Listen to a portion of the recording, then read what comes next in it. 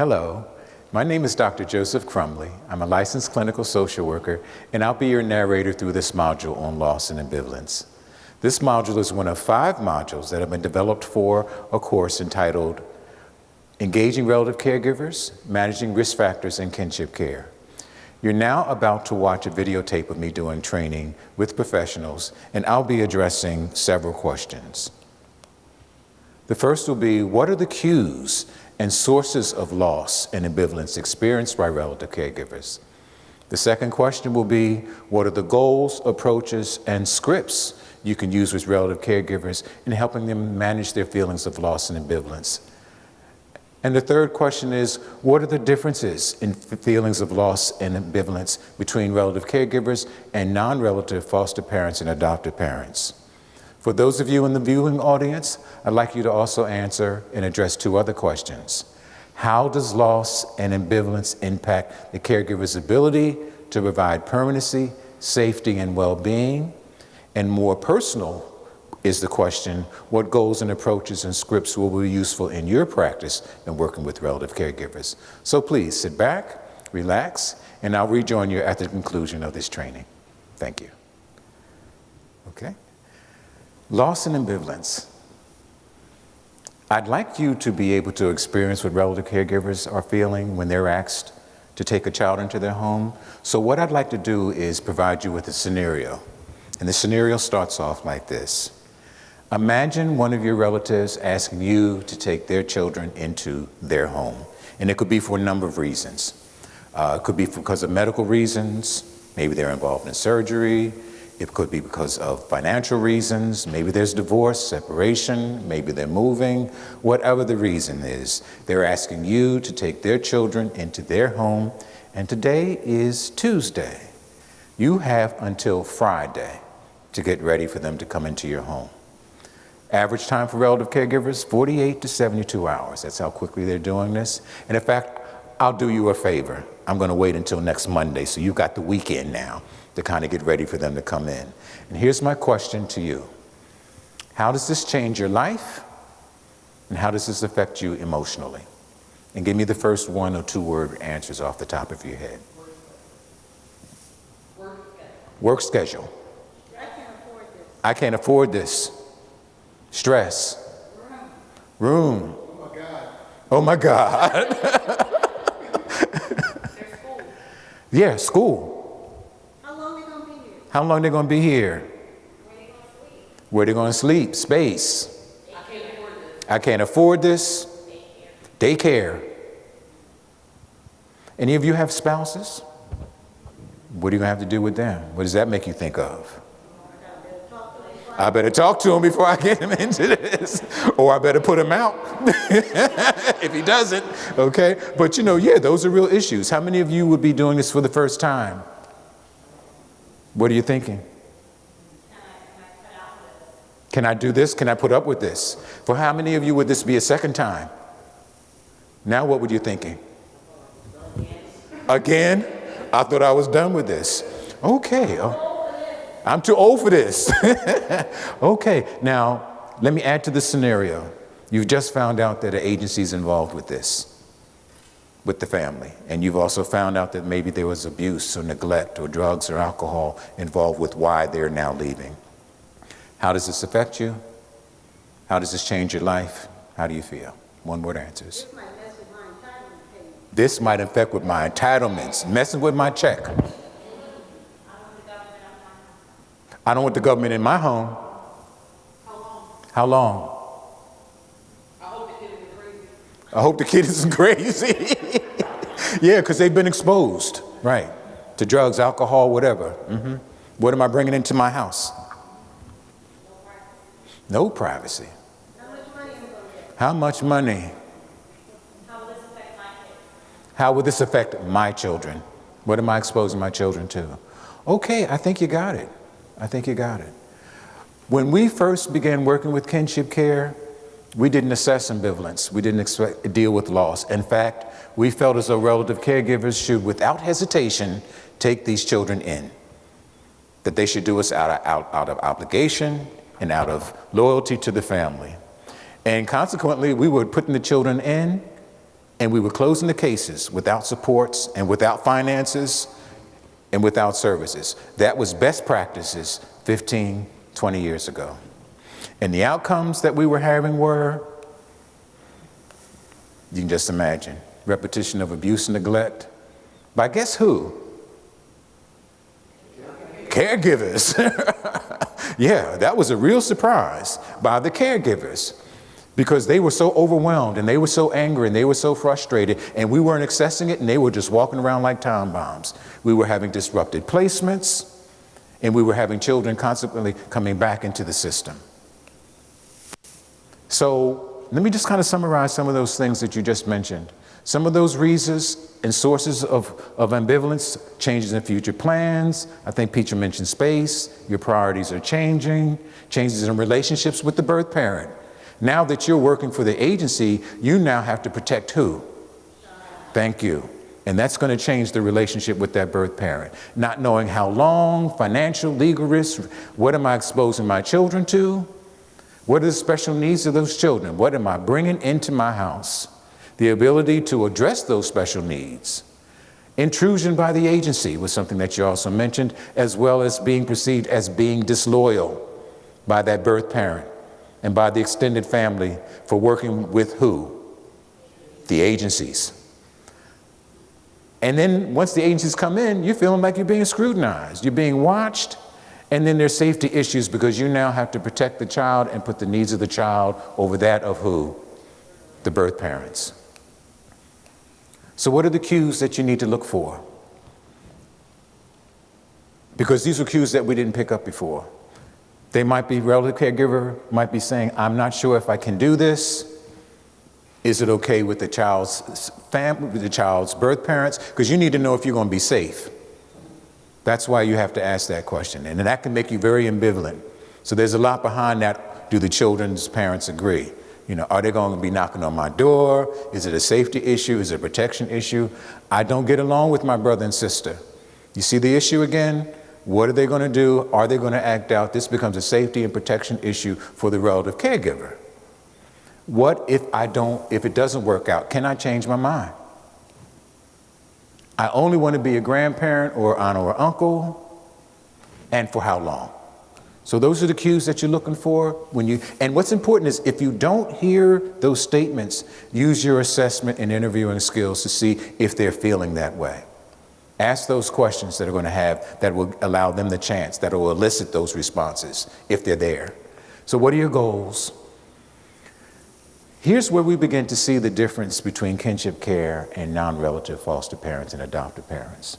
When a foster parent is transitioned and starts out being a foster parent or adoptive parent, it's planned, they pursue it, it's with training, and it's with services before the child gets there. For relative caregivers, it's in a crisis, it's by default, it's without training and support. So when you start looking at that, for a foster parent and adoptive parent, they come into caring for the children knowing that they want to. So we then provide them a process to figure out if they can. For relative caregivers, they're coming into this not sure if they want to. So we need to provide them a process to figure out if they should. Very different kinds of approaches. So if you understand the differences, and if you're approaching relative caregivers with, hey, you're ambivalent, it's normal, let's see if you should, then you're going to only want them to commit to the process to determine if they can become a permanency option. So that's why we start with committing to a process, not committing to being the permanency option, but to a process to decide if they can become a permanency option. That's different from foster care and adoption. So if they're committing to the process, then you want them to be involved in determining what are the benchmarks that are going to let them know that they can or can't do it. To what extent are they going to be involved? What's their threshold for sacrificing? What's their threshold for tolerance? Can they tolerate a child who is an infant as opposed to a child that's school age, as opposed to a child with an adolescent? What's their tolerance? What's their threshold for tolerance as it relates to special needs children that are coming in with histories of abuse and neglect compared to children coming in with sexual abuse and neglect? What are their coping skills? What are their support systems? And this last bullet, which I think is crucial, is making sure that if they can't do it, that there's an alternative plan for them and for the child, so that this prevents them having to go into a crisis. So what are some of the scripts that you might want to think about? You've got to normalize the ambivalence. When we started the practice early before, back in 10, 15, 20 years ago, we didn't normalize ambivalence. We didn't destigmatize it. If anything, we acted as if it was abnormal, and we wanted them to feel guilty. And we would talk about the fact that they should be obligated, that they should want to do this. Now they need to hear us saying things like, you should be ambivalent. You did this unplanned in a crisis, and you shouldn't feel bad about it. I can certainly understand why you're hesitant. You might even continue to feel hesitant or ambivalent, even if you decide to take the child. So we normalize it, we take away the stigma, and the third point, which is so crucial, is making sure that they feel entitled to be involved in that process. They have a right to be involved in that process. And we need to hear them, and so they need to hear us say, it's only fair that you have time with the child to determine if it's in your and the child's best interest to live together. You have to be okay for the child to be okay. So that sense of entitlement to a process to figure this out for themselves, we want to make sure that they're feeling that as well. It's also crucial that they then identify the benchmarks. So they're going to need to hear us say, we need for you to tell us what you need in order for you to even try and consider taking care of your grandchild or your niece or your nephew. This is a client-driven process. You know what best practice is based on. The more they're invested, the more they're committed. So this is client-driven. They're involved with the benchmarks. They're also even involved in telling you when enough is enough. That's what that last bullet is all about. When is enough enough? Because at this point, you can do some prevention planning. They need to be able to let us know when they're getting overwhelmed. But in order for them to feel able to share those feelings, they have to feel safe. And we can make them feel safe by, number one, making sure that they don't be threatened, because what we used to do years ago was to threaten them with, if you don't want to do it, we're going to take who? Thank you. So we remove that threat that we used to use before. We let them know it's okay to be ambivalent. It's normal. And then in addition to that, we take away the whole idea that they should feel guilty. So they need to hear us say, remember, this decision was unplanned, in a crisis, and by default, we need you to let us know when you're going into a crisis. We don't want you to be in a crisis if you're not able to take care of the child. And please, let's talk about an alternative arrangement in your involvement with that child. That's how we make them feel safe. So let's look at what's different between relative caregivers and non-relative foster parents and adoption. Number one, we know that non-relative foster parents and adoption have the option of deciding before the child is placed if this is something that they can and can't do. For relative caregivers, it's in a crisis, they're under pressure, and it's by default. For non-relative caregivers, they have time to contemplate the losses before the child comes into the home. For relative caregivers, they're contemplating those options while they're under stress and while a child is there. So because of the differences in terms of how they come in, we just want the relative caregivers to commit to a process to decide if they can or if they should or shouldn't do it. We don't want them to have to commit to doing it. When we were doing this 10, 15 years ago, we were trying to force them to want to do it. And it was backfiring. We were getting pushed back, and they were becoming walking time bombs. The approach now of saying, hey, it's okay, it's normal, and giving them a timeline for making that decision, benchmarks for making that decision, evidence-based kinds of information to let them be able to make informed decisions, that's what we want them to commit to a process of doing. And then for foster parents and adoptive parents, all they have to do is monitor. For relative caregivers, you have to put those services in place. So in summary, I think it's very important that we think about using those assessments initially to find out what what are causing the ambivalence and what's going to cause the loss. That question and exercise that I began with you, that's an inventory of loss, folks. That's an exercise that you can use with families to figure out how is this going to change your life, what that inventory is going to look like, and then asking questions like, when will you need to know? When will you know enough is enough? What could make you change your mind? Because we want to use this to do prevention planning. Prevention planning around not letting them have to go into a crisis in order for the children to leave.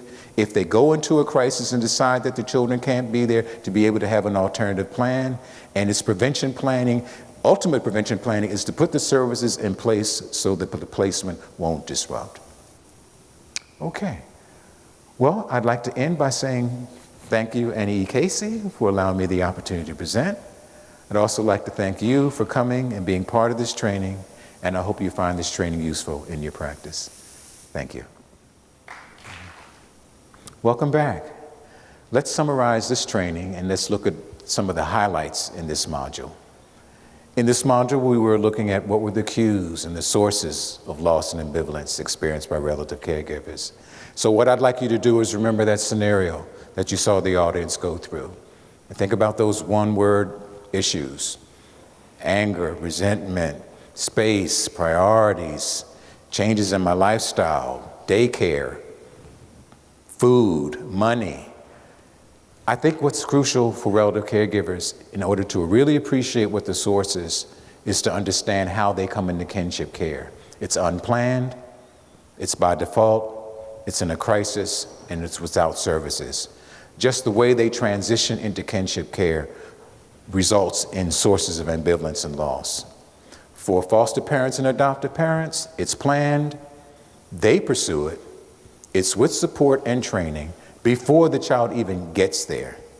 So when we begin to look at those sources, you can see the ambivalence is very much a part of how they transition into providing kinship care. The cues you want to look for are things like, I'm not sure if I can do this. I just want to be a grandparent. I just want to go back to being an aunt and uncle. I'm not sure if this is the right thing for me. If I change my mind, can I get out of it? Are the birth parents going to be okay with it? Because there's safety issues for relative caregivers in terms of how that birth parent feels about them taking that child. And that again can be sources of ambivalence. So what are your goals? The first goal is getting the relative caregiver to commit to a process that will help them decide if they should become permanency options. Significant difference here is that for foster parents and adoptive parents, they come into this knowing they want to be a permanency option. And that option could be foster care, long-term foster care, adoption. So those become the issues for them. They know they want to do it, and what we do is help them figure out if they can. For relative caregivers, they're coming into this not sure and ambivalent, so we need to engage them in a process where they can figure out if this is something they should do. So our initial goal of getting them to commit to the process is what's most essential. Scripts that they're going to need to know and hear is that it's normal, there's nothing wrong with you, it's okay for you to say no, getting the permission to tell us if they can or can't do it, and then preventing up a way to prevent them from having to go into crisis. So when we think about kinship care, I think it's important that we look at using loss and ambivalence as a way of preventing crisis for the relative caregivers, using loss and ambivalence and assessments as a way of preventing children and placements disrupting, and using loss and ambivalence as a way of providing and preventing relative caregivers to getting to that point where they're picking up that cell phone and telling you to come and what? Thank you. So on that note, thank you so much for coming. I hope you find this useful. My thanks to Annie E. Casey for allowing me to present. I hope this is useful in your practice. Thank you.